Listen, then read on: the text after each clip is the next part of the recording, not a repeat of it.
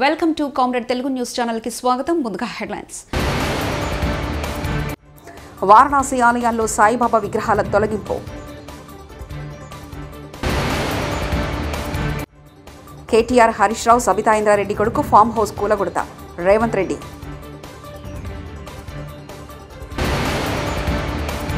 రేవంత్ రెడ్డికి రాహుల్ గాంధీకి మహిళల పట్ల గౌరవం ఉంటే వెంటనే కొండా సురేఖను పార్టీ నుంచి తొలగించాలి. KA Paul.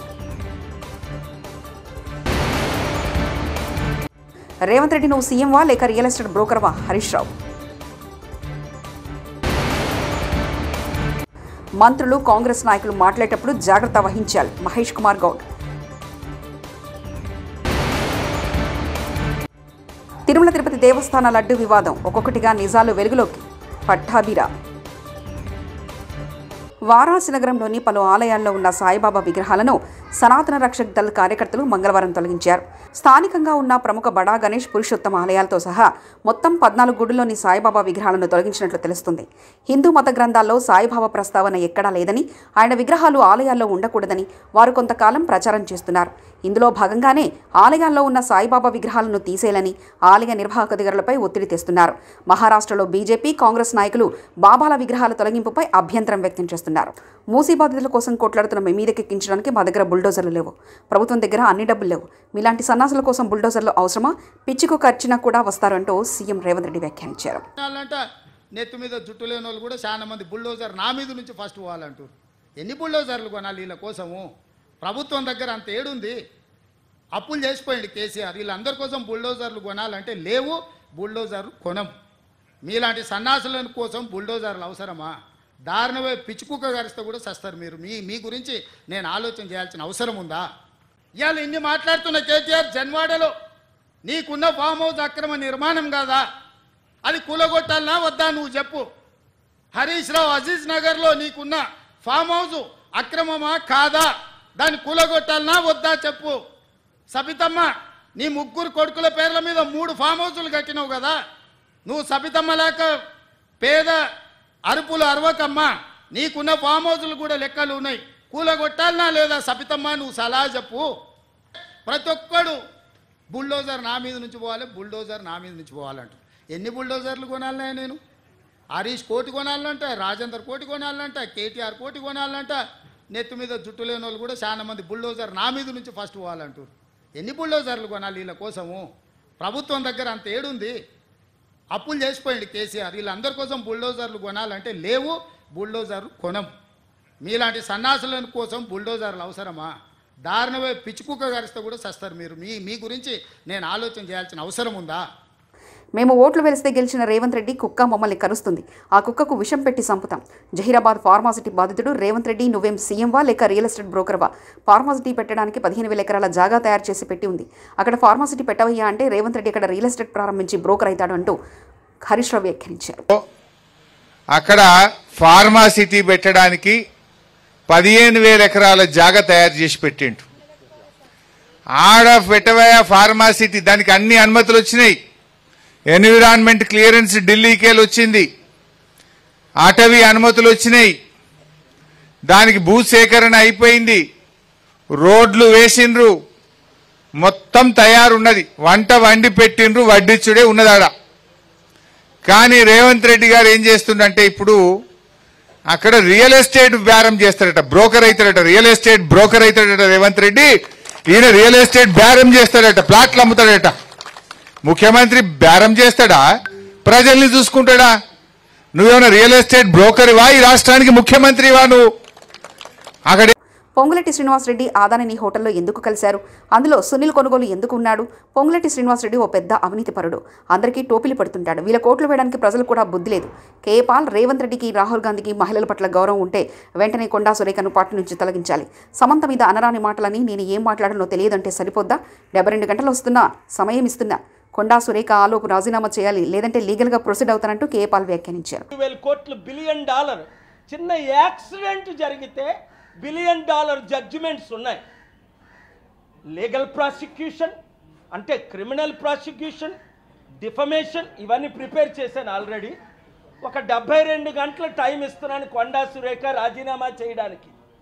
లేదా రేవంత్ రెడ్డి ఆవిడ్ని కాంగ్రెస్ పార్టీ రాహుల్ గాంధీ మహిళల పట్ల ఏమైనా గౌరవం ఉంటే ఆవిడని ఇమీడియట్గా పార్టీ నుంచి పదవి నుంచి తొలగించాలి. తద్వారా ఏమవుద్ది, 50% ఉన్న మహిళలకు మేము మహిళలను గౌరవిస్తున్నామని నోటీస్ పంపించడం. మీకు చిత్తశుద్ధి బయట లేకపోయినా ఉన్నట్టేనా వ్యవహరించండి. కనుక చాలా సెక్షన్స్ ప్రకారం డిఫమేషనే కాదు, క్రిమినల్ ప్రొసీడింగ్స్ కాదు, చాలా సెక్షన్స్ ఉన్నాయి. అవన్నీ నేను తర్వాత మాట్లాడతాను. 72 గంటల్లో కొండా సురేఖ రాజీనామా చేయాలి. 2 సమంత పేరుతో వాళ్ళ కుటుంబం అన్నది సమంతకి ఇంటికెళ్ళి అపాలజీ చెప్పాలి, నాగార్జున ఇంటికెళ్ళి అపాలజీ చెప్పాలి. ఏపీలో అధికార దుర్వినియోగం తీవ్రంగా ఉందని మాజీ ముఖ్యమంత్రి వైఎస్ఆర్సీపీ అధ్యక్షులు వైఎస్ జగన్మోహన్ రెడ్డి విమర్శించారు. పశ్చిమ గోదావరి జిల్లాకు చెందిన జెడ్పీటీసీలు నాయకులతో జగన్ సమావేశమయ్యారు. ఈ సమావేశంలో పలు కీలక అంశాలపై చర్చించారు. రాజకీయాల్లో వ్యక్తిత్వం చాలా ముఖ్యమని చెప్పారు. ప్రజలకు కష్టం వచ్చినప్పుడు అండగా నిలబడాలని అన్నారు. అప్పుడే ప్రజల ఆశీస్సులు ఉంటాయని వైఎస్ జగన్ అన్నారు.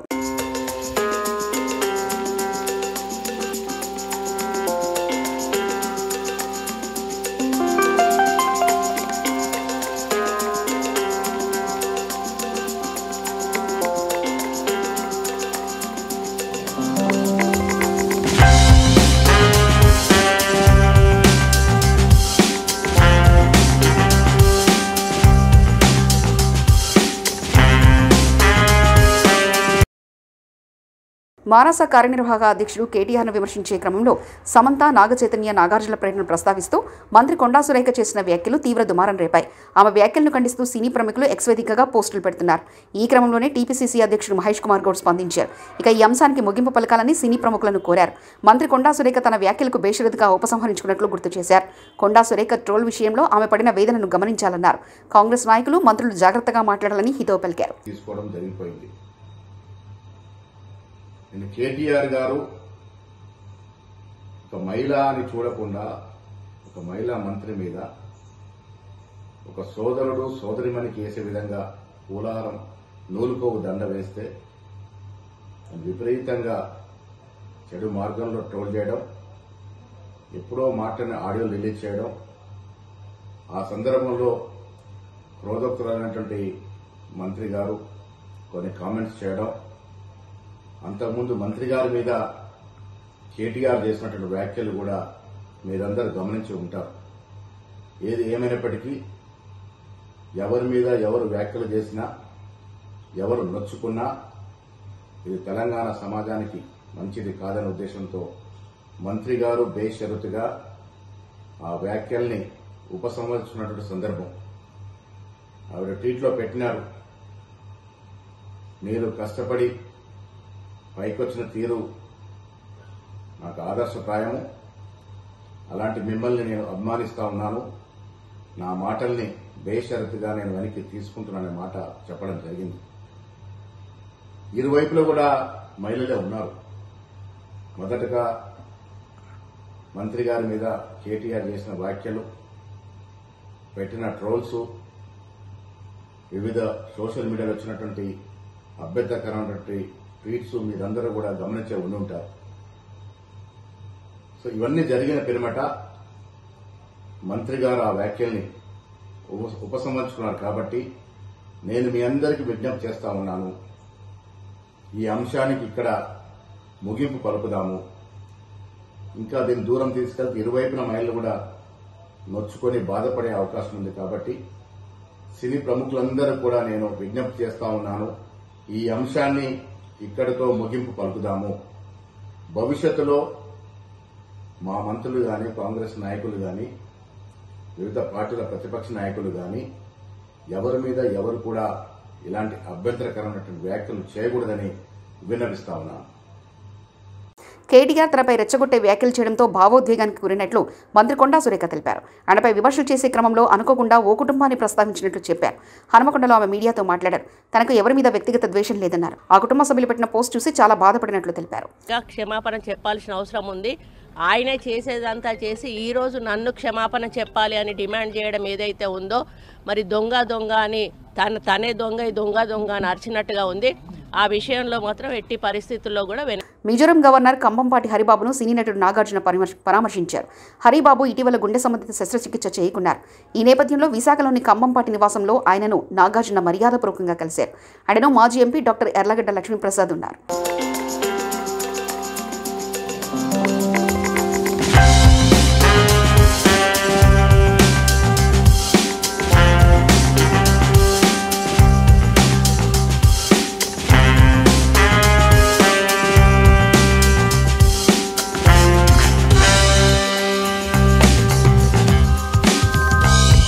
మాజీ ముఖ్యమంత్రి వైఎస్ జగన్మోహన్ రెడ్డి పాలనలో టీడీటీకి సరఫరా చేసే కల్తీ నెయ్యి అంశంలో నిజాలు ఒక్కొక్కటిగా వెలుగులోకి వస్తున్నాయని టీడీపీ జాతీయ అధికార ప్రతినిధి కొమ్మారెడ్డి పట్టాభిరామ్ అన్నారు.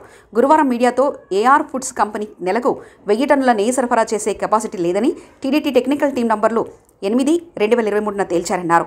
ఏఆర్ ఫుడ్స్ కంపెనీ నెలకు ఉత్పత్తి అయ్యే నెయ్యి కేవలం 16 టన్నులు మాత్రమేనని టీడీటీ టెక్నికల్ కమిటీ నిర్ధారించినట్లు తెలిపారు. ఇలాంటి కంపెనీ నెలకు 1000 టన్నుల నెయ్యిని ఎలా సరఫరా చేయగలదో జగన్ సమాధానం చెప్పాలని డిమాండ్ చేశారు. లేకుండా వాళ్ళు ముందుకు వస్తారా?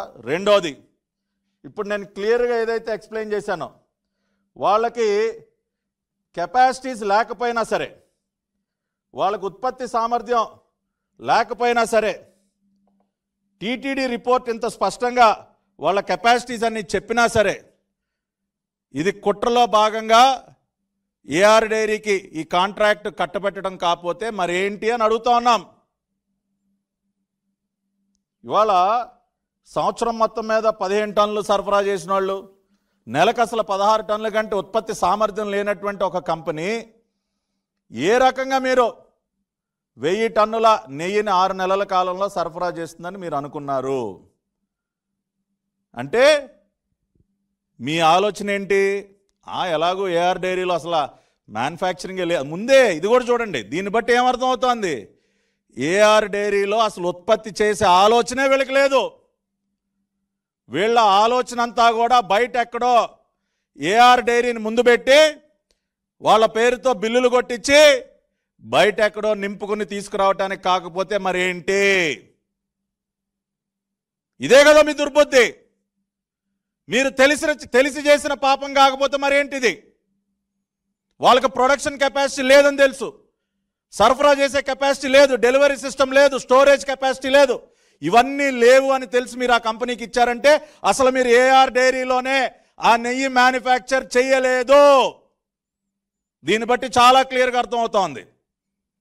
కేవలం ఆ పేరుతో బిల్లులు కొట్టించారు, ఇన్వాయిస్లు పెట్టారు, ఆ కంపెనీకి టెండర్ కట్టబెట్టి బయట ఎక్కడో నింపుకొని తీసుకొచ్చినటువంటి నెయ్యి అది.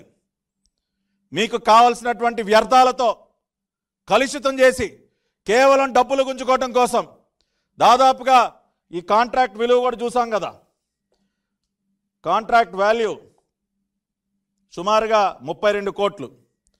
32 కోట్లకి కక్కుర్తుబడి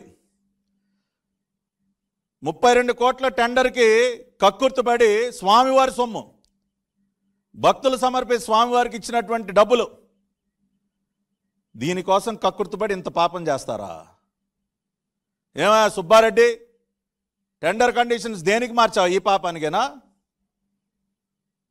ఈ 5 సంవత్సరాల కాలంలో ఎంత మింగేశారా మీరు? జీడిపప్పులు ఎంత మింగారు, కిస్మిస్లు ఎంత, ఇవన్నీ వస్తాయి ఇప్పుడు. మొత్తం అంతా కూడా వెలికిది మీరు చేసినటువంటి ప్రతి ఒక్క పాపాన్ని ఈ రకంగానే బయట పెడతాం. కాబట్టి వాళ్ళు ఈ మీడియా సమావేశం ద్వారా నేను చెప్పదలుచుకున్నది ఒక్కటే, జగన్మోహన్ రెడ్డి అతని ముఠా టీటీడీ కొండపైన తెలిసి చేసినటువంటి పాపాలకు సంబంధించినటువంటి ఆధారాలు ఇవి. అసలు టీటీడీకి ఏఆర్ డైరీతో వీళ్ళు పేరుతో సరఫరా చేసినటువంటి నెయ్యి ఏదైతే ఉందో అది అసలు ఏఆర్ డైరీలో ఉత్పత్తి కాలేదు.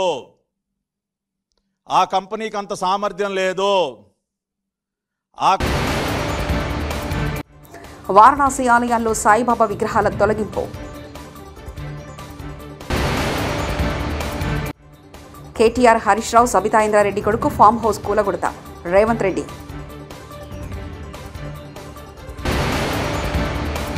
రేవంత్ రెడ్డికి, రాహుల్ గాంధీకి మహిళల పట్ల గౌరవం ఉంటే వెంటనే కొండా సురేఖను పార్టీ నుంచి తొలగించాలి. KA Paul.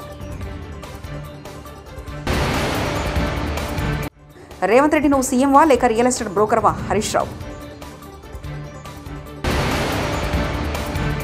మంత్రులు, కాంగ్రెస్ నాయకులు మాట్లాడేటప్పుడు జాగ్రత్త వహించాలి. మహేష్ కుమార్ గౌడ్.